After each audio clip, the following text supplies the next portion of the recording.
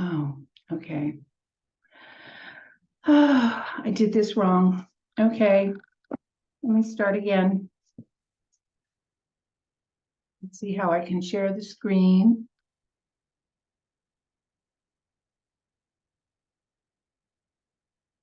There we go. Okay, so I did that whole thing. Greetings, everyone. I'm just learning how to do this. So those of you who came to my talk before, I'm just going to go through a final little bit of the Southern California aspect, the Southern California women artists that I wasn't able to talk about last time. I'm hoping that I'm recording this correctly. I just went through it once and I think I didn't do it right. So, okay. When we last left our heroes, I had mentioned that I was going to make a short foray into women artists in Southern California. As I've said at the time, these are two women artists in San Diego and Los Angeles who I didn't have time to write about. So I'm just going to put them up there as examples of what was being painted by women in California, in Southern California in the just a minute. Oop. Okay. There we go. In the 1920s and 1930s. Southern California, of course, had a completely different geographic and demographic arrangement as the more genteel and founded earlier situation in San Francisco. I think San Francisco was always much more concerned about maintaining this level of gentility in imitation of the East Coast cities. I think this stems from their history of a wild and woolly past. Southern California, of course, had a different climate, much more temperate. And so even from the early days of the 1880s, when the railroads promoted moving to Southern California, this attracted health seekers, winter tourists, artists, and those seeking to reinvent themselves. According to Henry Hopkins, a museum director and curator in education, the colors most representative of the painters in the southern area of the state are white, blue, and yellow. The art in general is clean, intellectually clear, high-colored, and light-filled, whereas the natural setting of San Francisco encompasses the bay, green and gold hills, much more foggy coastline. And so the colors there are more muted in connection with the landscape that they're seeing. Southern California also was much later to develop a substantial enough cultural base to support much art. There were artists, and chiefly women artists, from the 1880s who were painting what would be called traditional art, painting what women were supposed to paint: portraits, still lifes, mother and child images.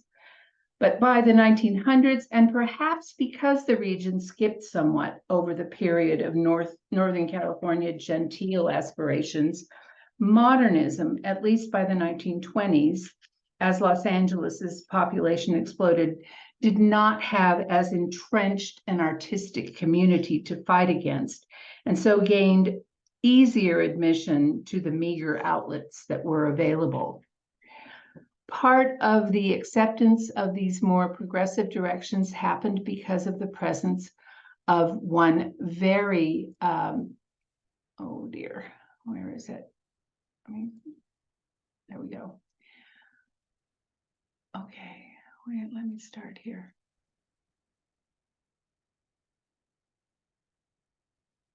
Okay. Why is this not doing it?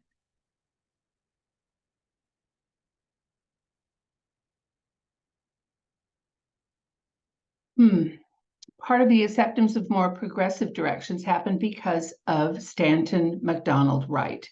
Wright grew up in Santa Monica, but he had studied in Paris. He knew the most advanced styles and theories.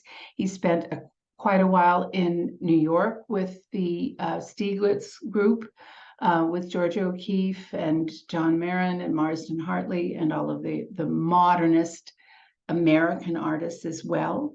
He returns to California in 1919, bringing with him his own new style, which he called synchronism, and exhibiting modernist American artists like Marsden Hartley and John Marin in that same year. Here's an example of the kind of art that he was creating called synchrony. So already very abstract in 1913. So right at the forefront of abstract directions.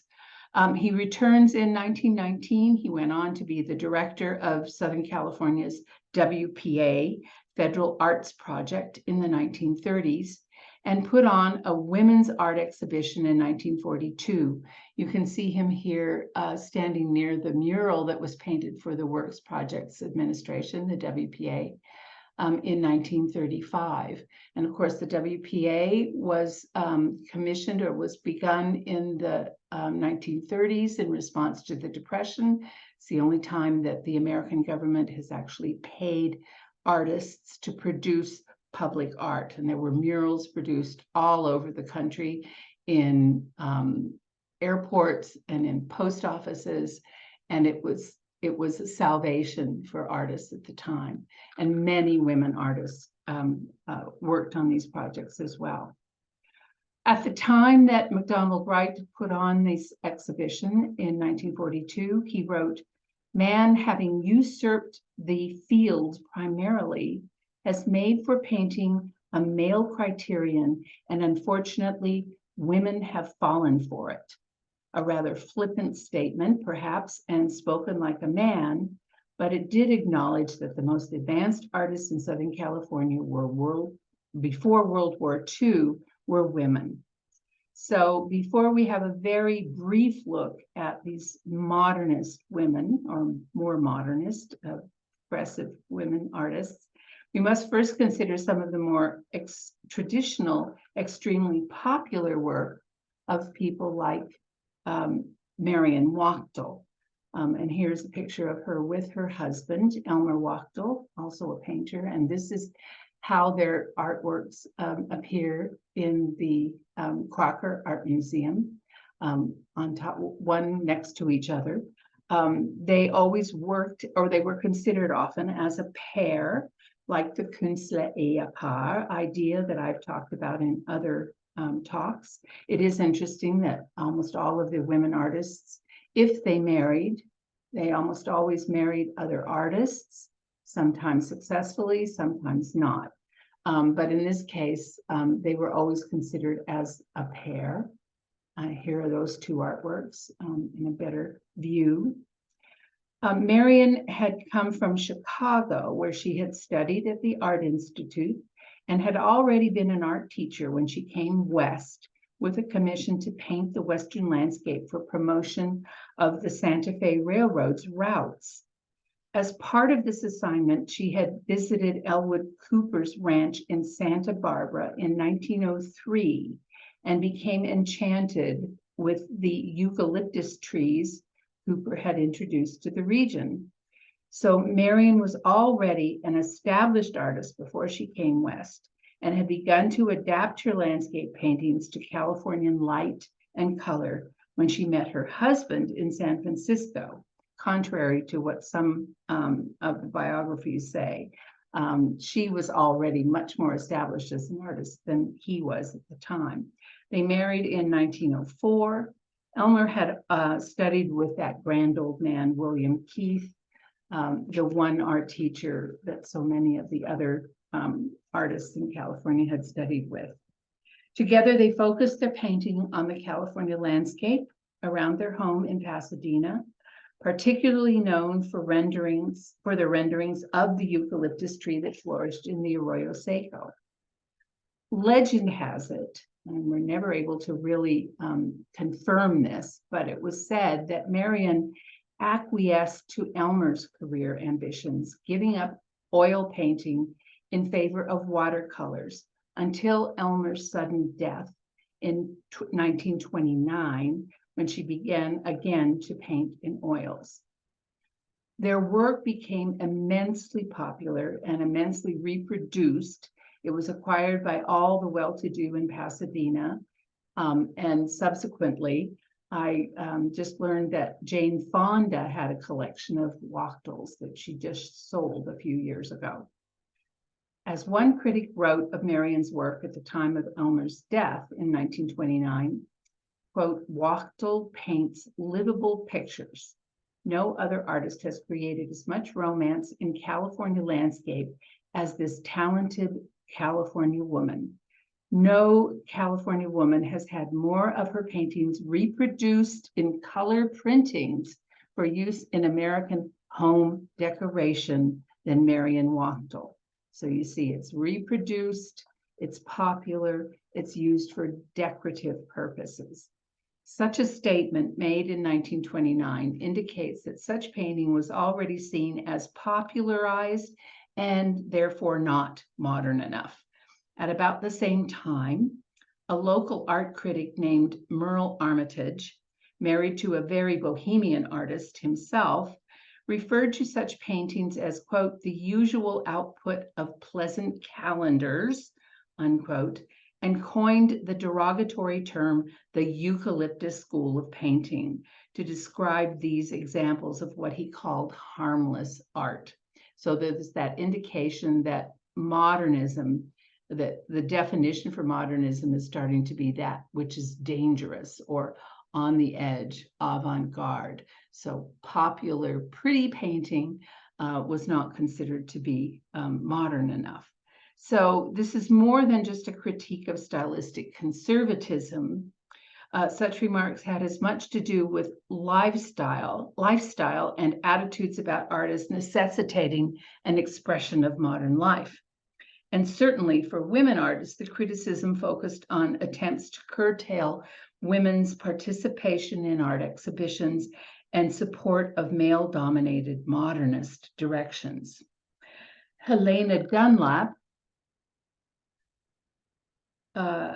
was one of those so labeled. She came from Whittier, California. She was born there in 1876 when it was entirely just farmland. She studied at the Art Institute in Chicago and the Pennsylvania Academy of Fine Arts. She traveled extensively and lived in Paris for many years. When she returned to Los Angeles in 1911, when she was 35, she was immediately labeled as a modernist. She shocked the local art scene with her controversial painting style like this, which her critics considered unrealistic. So she's using arbitrary color to express what she sees rather than trying to depict it realistically. She painted everyday objects that were composed of layers of color. She was criticized for painting a woman, for example, with hair that was blue, because this was how it appeared to her. And I wanted to point out that in this self-portrait in the background, that's obviously a reproduction of Van Gogh on the wall, and she's putting that up there deliberately, I'm sure. She was the co-founder of the Modern Art Society in Los Angeles between 1915 and 1917, and she held solo exhibitions at the Los Angeles County Museum of Art, the Chicago Art Institute, and the National Academy of Design in New York. She stayed in the Los Angeles area throughout the later part of her life, living back in her hometown until her death in 1955. Considered a radical at the time in the early 1900s, she paved the way for future modernist painters. Although her style was noticeably based on impressionistic values of a bright palette and deliberate brushstrokes, her later work reflects more of a shift toward an even more abstracted kind of modernism. A sympathetic viewer quoted Dunlap in 1919 as stating, quote, "When women stand up for what they believe to be right and just, they are at once accused of being troublemakers. Equal chance was our motto." So evermore, that continues to be a motto for women. Another artist associated with Southern California leads us to a specifically regional aesthetic that is one associated with spiritualism, the occult, and theosophy. Mabel Alvarez came from a Spanish family living in Hawaii. Her father had worked with Father Damien of the famous leper colony in Hawaii. She was born there, but her family moved to Los Angeles in 1909, where she went to high school and began her artistic training. She was involved in painting murals at the other 1915 exhibition, along with a PPIE in San Francisco. This is the one in San Diego, the Panama, California exposition, where she developed her most colorful style. The painting by Alvarez in the Crocker, which I show here, relates to her concentration on realistic depictions of women in various emotional states. And this picture of Carmen, it's hard to see, but she has a tear on her face. So there was a series of these paintings of just portraits, but depicting various emotional states. And you can see here that she's dressed in a rather almost hippie style, we would say now. In 1922, she met and studied with Stanton MacDonald Wright, absorbing his lessons in color theory. And this was Wright's most important contribution to artists in California overall, was a new idea about how to teach color theory. But at the same time, Alvarez became involved in the spiritualist community in Crotona in the Hollywood Hills. And here's their institute, which is still there today. It's been turned into apartment buildings, but there's still this element of a spiritual community there. And she was also reading the theosophical writings of Annie Besant and the Eastern philosophers. And we can think of the famous Dadaist woman, Beatrice Wood, who was in Ojai at the time, a follower of Krishnamurti. So all of these ideas were bubbling in Los Angeles, contributing to that idea that California and Southern California particularly was full of kooks. She began painting symbolic paintings, such as this one in 1925 called A Dream of Youth, in which colors were meant to take on specific emotional, spiritual meanings. Her spiritual works never left representational spheres to delve into pure abstraction, but other women of the time who were striving for spiritual enlightenment did. And that leads us to the most exciting of these women, newly discovered and exhibited in the last 10 years, and that is Agnes Pelton, a German American who came from New York to the West in the 1930s, seeking to find solitude for meditation and creative work in Cathedral City, California, which is near Palm Springs. This is the only reason she counts as a Californian woman artist. She said that California and the desert understood her. And I quote her, quote, "The vibration of this light, the spaciousness of these skies enthralled me. I knew there was a spirit in nature as in everything else, but here in the desert, it was an especially bright spirit." She had studied with the well-known New York teacher, Arthur Wesley Dow. She studied at Pratt Institute. She was a contemporary of Georgia O'Keeffe. She exhibited at the Armory Show, the famous Armory Show of 1913, which also had Duchamp's nude descending the staircase. Like O'Keeffe, she discovered the desert in 1919 as the place to paint her spiritual abstractions in isolation and solitude. Her method of painting was called glazing, in which thin layers of paint are built up, causing these kind of glowing surfaces. She was looking for a union, as she said, with divine reality, and she believed in aura and trying to depict auras. This painting from the Crocker Museum is called Winter, and is a typical is typical of her combination of naturalistic elements and abstract forms meant to convey, a la Kandinsky and his On the Spiritual in Art, spiritual states. Colors take on symbolic import. In this case, that abstracted form is meant to convey the idea of coldness in visual form. But you can see also here, there are these pigeons which are realistically depicted. Pelton founded, along with others, the Desert Transcendentalist movement in the 1930s, and then became kind of a recluse, although she did exhibit occasionally. In 2020, the Phoenix Art Museum organized an exhibition of her work, which was also shown at the Whitney in New York City. So she has very much been rediscovered. And right now at Los Angeles County Museum of Art is an exhibition of the Transcendental Painting Group. And this is one of the cover images. The Art Muse curator or director, Regina Mamu, will be giving tours there at the end of the month. At the same time that these symbolic abstractions gained momentum in the 1920s and 30s, a very different kind of style also came to the fore, a social realism focused on the realities of life during the Depression and inspired by the Mexican muralists Diego Rivera and Orozco, who were then working in the United States.